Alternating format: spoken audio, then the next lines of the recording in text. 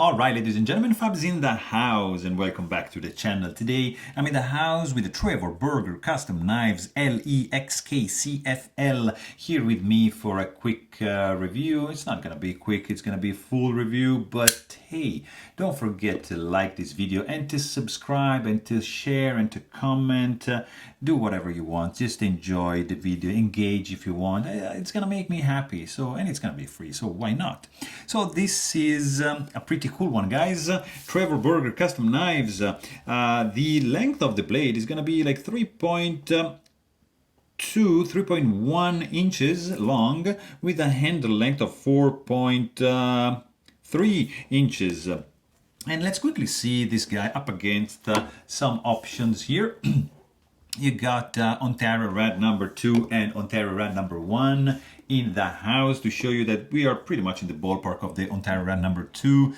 This is going to be the mini bug out from Benchmade, and this guy is going to be the bug out, regular size, and still the Trevor Burger is bigger than both, but it's bigger than the Spyderco Para 3, but of course it's smaller than the Paramilitary 2, and here you can get it right one up against each other. Another couple options I want to show you guys, that's the Chris Reeve Knives Small Sebenza 21 up against the large Sebenza 21, and we are pretty much in between for the Trevor Burger.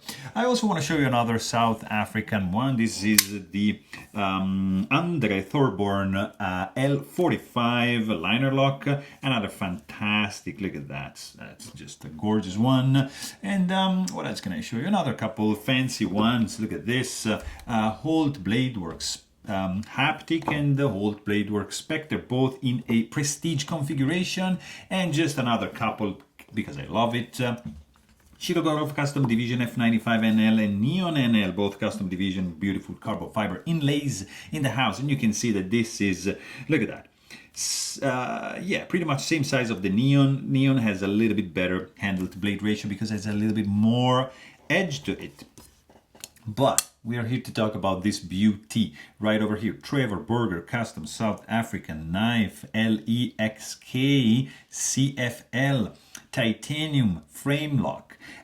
Fantastic milling lines, chamfering going on all around the perimeter. Internal chamfering is a little bit, there's not internal skeletonization, so be aware of that. It's a front flipper. Of course, you just have this jimped area over here. You can deploy this with your index finger like that. You can do like the 5-finger challenge, or you can do like a thumb deployment affair, kind of like that, and you're gonna be pretty much deploying this guy safely. Just you have to be sure, like if you're gonna be like that, you see like the blade might hit this palm of your hand, so just leave it like that, and then you're gonna be pretty much failing like I just did. But if you do it properly, you're not gonna fail, you're gonna be reliably deploying the blade. Of course, you got this Mammoth inlaid over here, which is not flush, it's protruding, but it's domed, it's nicely chamfered, has not a varnished finish to it, but not really like super polished, but it's halfway through. You see, it's kind of like matte and polished, but not super matte and not super polished.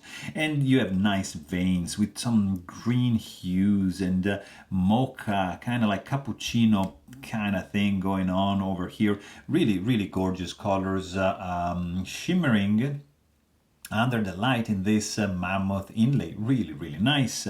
And then you see like the 3D milling for the scales. It's not just like flat, it's just there's some radius going on over here, and then you have these milling lines. Beautiful. They add some texture, they add some grippiness to it, they add a cool look. I appreciate that very much. Yeah, there's no internal skeletonization going on. In fact, you can see from this side, you have also a nice finger groove, pretty wide here, so you can allocate one easily, comfy. Yeah, I appreciate that. very, very cool. And then if you check on this side, you are not gonna see any lanyard hole option. You just get your backspacer, which is titanium anodized blue, matching the 3D milled pocket clip, and the titanium pivot collars on both sides are titanium and anodized to give this pretty cool accent to the overall knife. Really, really nicely done. Blade is centered, it's safely recessed, you can't snag it with your fingertip. That's pretty good.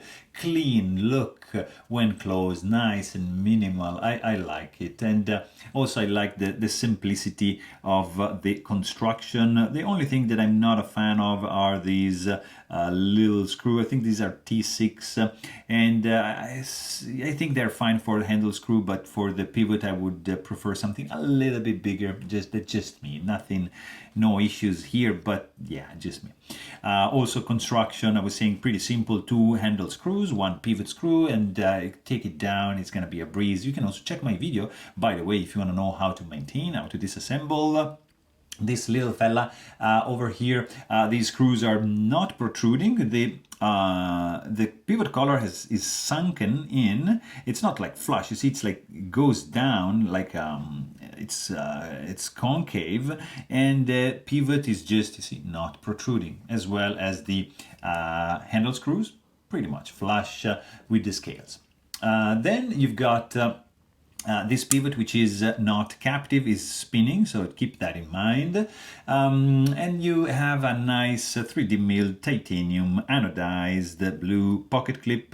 It's not reversible, it's not ambidextrous, and it's tip-up carry only, but has some very nice springy tension, pretty cool clip entrance. It's gonna be in and out of your pocket nicely. Keep in mind that this has, you see, like a flat area, so the area in contact with the fabric, it's gonna be wide, so it's gonna be sticking to your pockets like crazy, and it's gonna be showing up this much from your pocket. Also, you have a stainless steel lock face insert with integrated lock bar stabilizer. So you're not going to be able to overextend the lock bar because there's a little lip meeting this side of the scale. So it's going to be, you know, safe. And then you have, of course, this insert placed in that position just to reduce and eliminate, in this case, any lock stick coming from the meetup with the titanium and the steel of the tang of the blade. So very, very cool. Also, what I really like 100% in this area is the fact that the blade here follows the profile of the handle and just keeps following the profile of the lock bar. I mean, you have some sticking out area, like protruding just a little bit here, so you can kind of grab it, and you have this area on this side which is milled, so you have some room for your thumb. There's no nor jimping. You have a little bit of chamfering, you see here, but like what I like is here, like you rub your finger like here, and it's just flush, like the insert, the lock bar, the tang, and the scales are on one plane. And it's something that I really love. It's a little detail. I just love it. It's just me, but you know, I love it.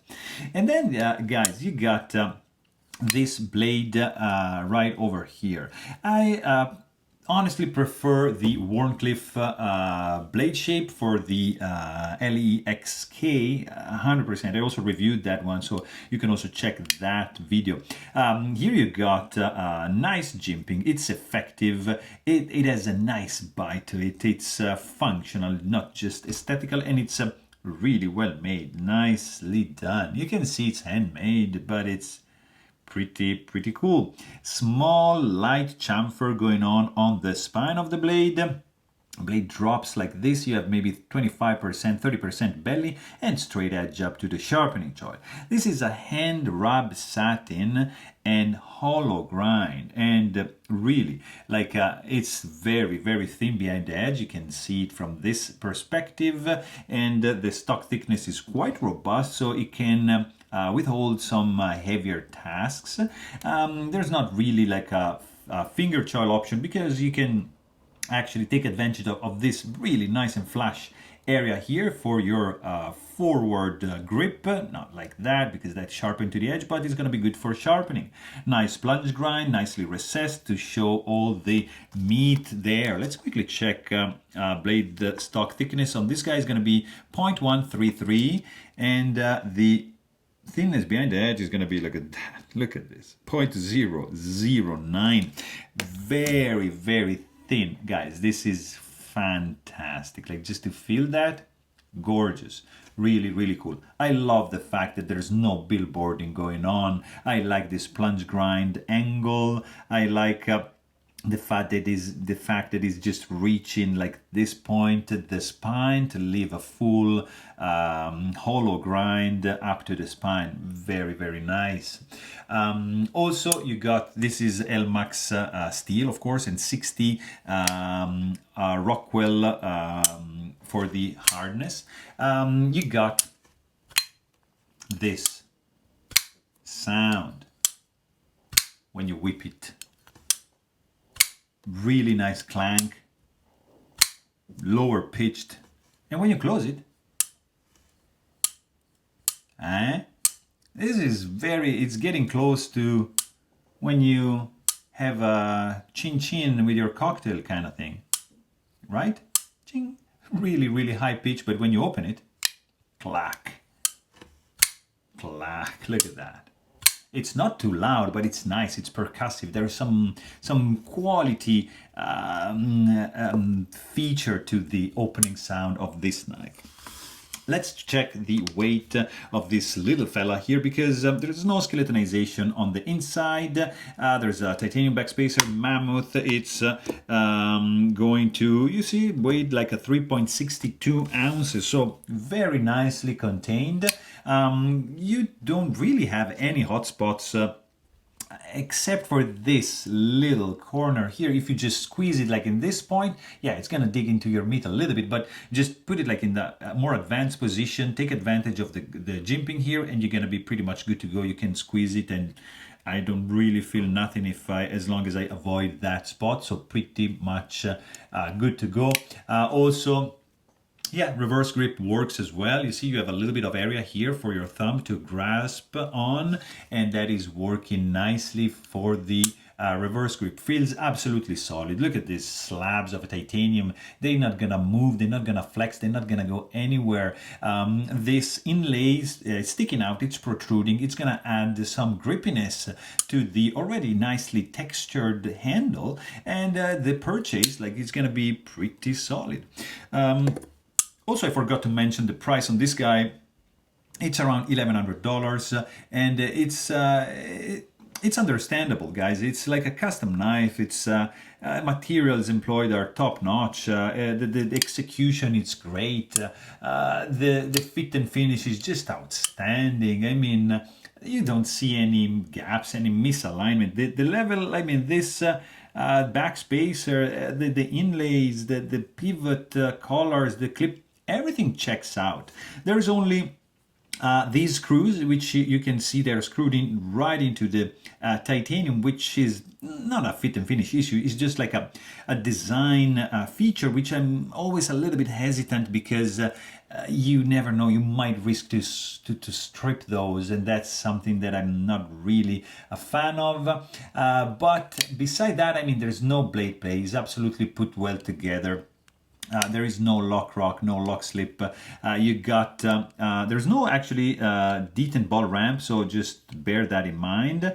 You have like this, you see, this little hard step going on, but the detent is on the medium side, so really, really good. You can't really shake this guy open, so absolutely safe. You have a nice springy tension for the pocket clip, no lock stick, zero soreness or fatigue, because the jimping is in the right spot here, positioned nicely. And you can just use you know, your thumb, you can use your index finger. It's gonna be fine, as long as you keep it like this meat away from the blade path like that. You see, you might have the blade hitting your hand, but just leave it like that, you see, like that, and it's gonna be pretty much good to go. Also, of course, this guy is running on bearings. Deployment speed is pretty cool. You got like you see, like free falling action as soon as you disengage the lock bar. Look at that, free falling. You keep it in the vertical position, no drop shot, no guillotine effect. You have just to wiggle a tiny bit for the blade to get in the close position. Not a big deal. I kind of like this feel. It's pretty smooth. It's yeah, nicely dialed in pivot system. You also have this gorgeous tinking sound when you close the knife, which just makes me cheer and just maybe, you know, get a cocktail with my wife. I don't know. It's just very pleasant to hear. And I mean, overall, this is a very cool knife, nicely made. There's a couple of nitpicks that I have, and one is the screws, a little bit more area, more relief for the lock bar, and yeah, I would have loved this with a Wharncliffe 100%, but everything else checks out. The look, it's awesome. The sound is very cool and also feels great in the hand. So there you have it. Hope you guys enjoyed this video. Thanks for watching and stay tuned.